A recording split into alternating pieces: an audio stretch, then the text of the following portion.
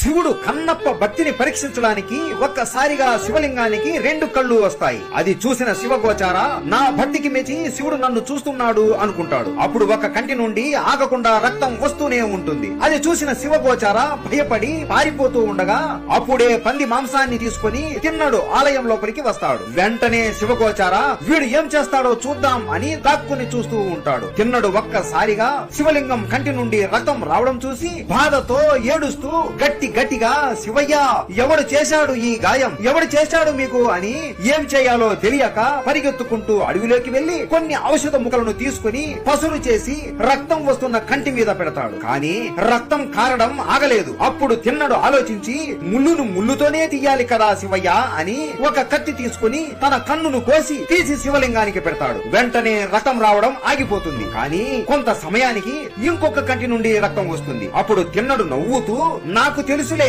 ఇప్పుడు ఏం చేయాలో అని ఇంకొక కన్ను కోస్తూ ఉండగా ఈ కన్ను కూడా కోసేస్తే నాకు ఏమీ కనబడదు కదా, అప్పుడు నీకు కన్ను ఎక్కడ పెట్టాలో తెలియదు కదా అని లేచి తన కాలి బొటన వేలిని శివుడి కంటి మీద పెట్టి తన కన్ను కోసి శివలింగానికి పెడతాడు. అప్పుడు తిన్నడుకి 2 కళ్ళ నుండి రక్తం ఆగకుండా వస్తూనే ఉంటుంది. అతని శరీరం రక్తంతో మునిగిపోయి ఉంటుంది. అయినా కూడా శివలింగాన్ని కౌగిలించుకొని శివయ్య శివయ్య ఇప్పుడు నీకెలా ఉందయ్యా అని శివనామం స్మరిస్తూ ఉంటాడు. ఆ తరువాత ఏం జరిగింది, తిన్నడికి భక్త కన్నప్ప అనే పేరు ఎలా వచ్చింది, శివుడు కన్నప్ప కోసం ఏం చేశాడో తెలుసా? కన్నప్ప పూర్తి వీడియో మన తెలుగు హిస్టరీ టేల్ ఛానల్లో పెట్టాము. మిస్ అవ్వకుండా చూడండి. అందరూ హర హర మహాదేవ అని కామెంట్ చేసి సబ్స్క్రైబ్ చేసుకోండి.